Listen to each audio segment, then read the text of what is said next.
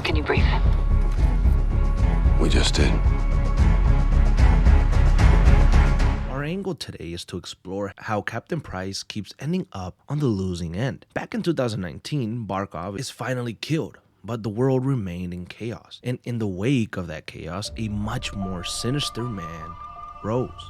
By 2022, Graves and Shepard were supposedly dealt with, but their actions created an alliance between a ruthless cartel and the ever-growing presence of Connie Group. And by 2023, Makarov escaped and killed Sergeant Soap McTavish, one of Price's closest men, and then he escaped. Now, I think a lot of people look at Captain Price. They see a seasoned Special Air Service operator who is elite and always finds a way. And of course, there's some truth to that. But in reality, all of Price's wins in each installment of this rebooted series hasn't really meant much. The threats are always ever present. And this war he keeps on fighting is a war he finds himself on the losing side of, even if he wins some of the battles. So by the time we get Modern Warfare 4, Captain Price may be a very different man. And one question that I keep asking myself is, can Captain Price actually stop Makarov? Or has Makarov already won? So let's go ahead and get into it. Modern Warfare 2019 introduces us to a version of Captain John Price that's been doing this for almost 2 decades. He is a British Special Air Service operative. He is experienced, cold, and very comfortable operating in the gray between what's legal and what's necessary. And right from the start, the reboots make it clear that this isn't a man who easily trusts, or even trusts those who employ him. He has a healthy lack of respect for authority, and one that allows him to think and make decisions that others would hesitate with in his position. Early on, we find out that Price is working alongside CIA SAT officer Kate Laswell, which he has a long history with. Together, the two begin tracking a chemical weapon that's ended up in the hands of Al-Qatala, a terrorist organization operating in Urzikstan. The person leading the resistance against Al-Qatala in that region is Farah Karim, a woman who was once saved by Captain Price many years earlier. One of the biggest reasons that Price reaches out to Farah is due to her directness and how effective she is in accomplishing her mission. That is something that Captain Price values highly. Now, the operation to retrieve these chemicals goes through multiple phases, tracking the chemical agents, dealing with Russian General Barkov, who's been using them against civilian populations, and eventually dismantling the network that distributes them. And by the end of Modern Warfare 2019, Barkov is officially killed, and the chemical weapons, they're neutralized. Now, obviously, on paper, that's a huge win. However, rather than celebrating, Price begins to take steps to prepare for what's coming. Price knows that once you cut off the head of a snake, another one grows, and sometimes much bigger and venomous than the one before it. So at the end of Modern Warfare 2019, Price sets up a meeting with Laswell and puts a team of elite operators together, including John Soap McTavish, Simon Ghost Riley, Kyle Gas Garrick, and among others who remain need to know. Price's only request is that his unit answers to him and they work at his discretion. Now, Price does this because he doesn't think that the world just got safer with Barkov gone. He knows that the threat is about to get worse, and when things get worse, he's the one who needs to make the calls. So fast forward to Modern Warfare 2, which picks up in 2022, and Task Force 141 is now fully operational. Where are you now? Canals. Under a bridge, watching a night Cuba. Is it carrying a missile container? Negative. Not this one. Well, let's hope it leads to the one that does. I'll be in touch. Guys. You set? Good day, Cap. Let's get after it.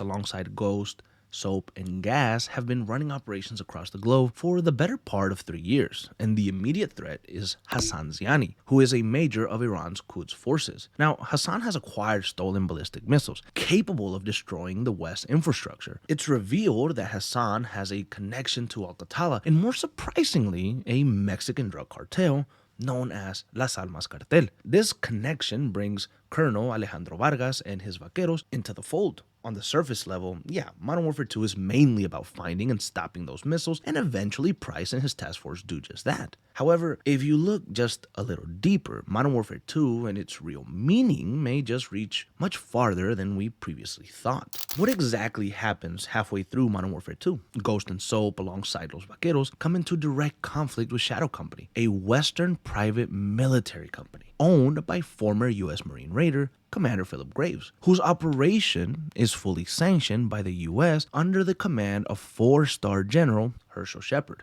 And they literally turn on Task Force 141. I'm calling Shepard. General Shepard sends his regards. He told me y'all wouldn't take this well. He knows about this.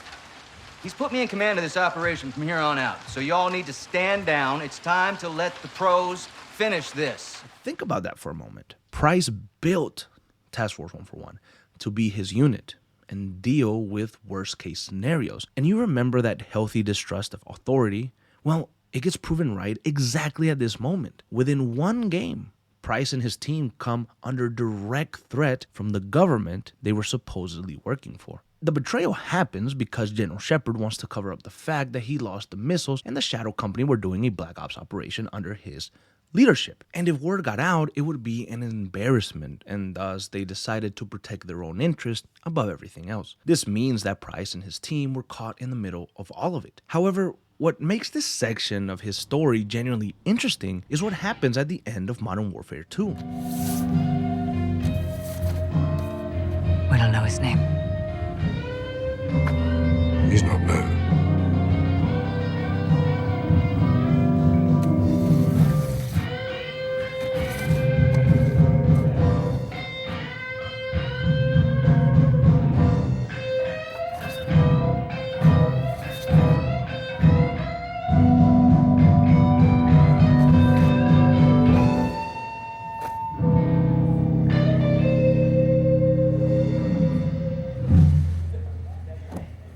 Who is he? Makarov.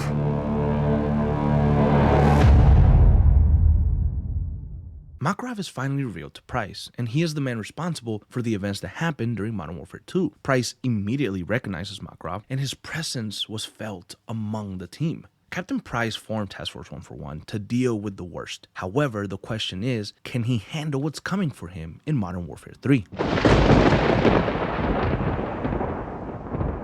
Alright, so now we're at the point where Makarov steps out of the shadows, and what happens next is where I think the reboot's real argument about Captain Price begins. Modern Warfare 3 is where everything finally collapses around Captain Price, because for the first time in this rebooted trilogy, Price isn't chasing a threat before it grows. He's reacting to one that's already out on the loose, and one that knows Price very well. The game opens with Vladimir Makarov escaping from the Gulag and immediately launching coordinated terrorist attacks across the world through his ultranationalist group, the Kani Group. Now, the Kani Group have had their hands in one way or another through all 3 games and their conflicts. Right away, you feel the difference between Makarov and every other threat that Price has dealt with. Makarov just wants chaos. And that's what makes him the most dangerous. Throughout the events of Modern Warfare 3, Task Force 141 are always one step behind Makarov. And that begins to wear on Price, and of course the rest of the team. You can almost tell that throughout the entire campaign, Price is reacting, and he isn't as calculated or as prepared as he was before. All of this eventually leads to Makarov and his attack on the underground tunnels in London. Coney has control of the trains. There's more. Face recognition found this. They boarded 10 minutes ago. Makarov. Want a train full of civilians? Hostages. Victims. That tunnel's 500 feet deep and 30 miles long. There's thousands of people down there at any given time, Bravo. He's gonna trap the trains. And destroy the tunnel? We have no proof of that. Not yet. Makarov's train just stopped at a crossover platform 20 miles in. I'll have SFOs dispatch a second team. We need all the help we can get. We'll take the service tunnel. Let's move. We may already be too late. Price grabs Soap, Ghost, and Gas, and they head to the tunnels to neutralize the bombs and capture or kill Makarov. However, it ended with Makarov once again on top. Take this to hell with you, Captain. Never bury your enemies alive.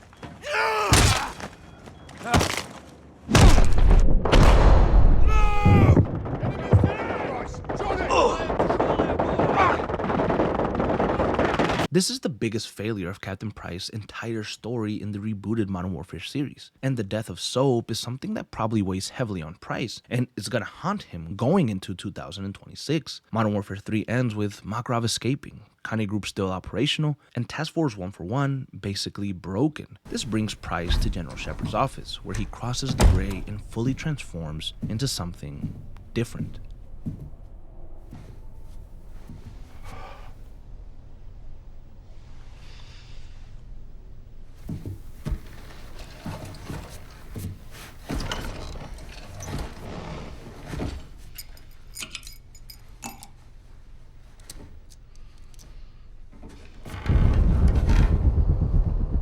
John, General, how did you get in here?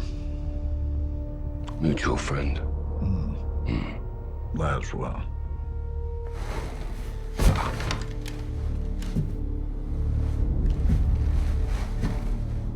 You're better than this, Captain.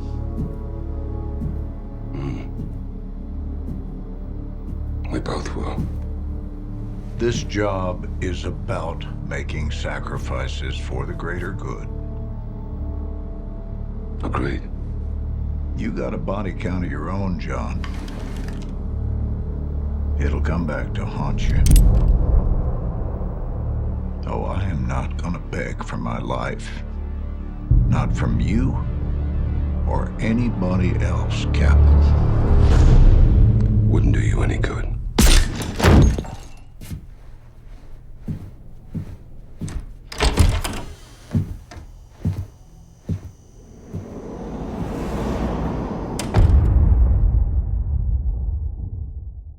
When we look ahead to Modern Warfare 4, I don't actually think the story is really about Makarov anymore, or at least not entirely, which I have made the mistake of claiming in the past. I think overall Makarov has accomplished a lot, and mentally has almost broken Price. And this doesn't mean that Price is sitting in a corner crying. Rather, it means that Price himself has maybe become someone unstable and more focused on revenge and killing Makarov for all the damage that he's caused. This might mean that Price begins to make decisions that are actually worrisome, somewhat similar to the decision to kill Shepard at the end of 2023. I think Modern Warfare 4 has the opportunity to become the most personal story this rebooted series has told so far. Not because of the globe trotting and all that bullshit, but because for the first time, Captain Price is not in his right mind. And I think the 3-year gap in the storyline is going to show a Price that is more angry, more ruthless, and that's why leaks suggest that Modern Warfare 4 will lose that Avengers feel to it and return to a hardcore, gritty, dark style. And I think that speaks volume as to how things will be handled for Price and his story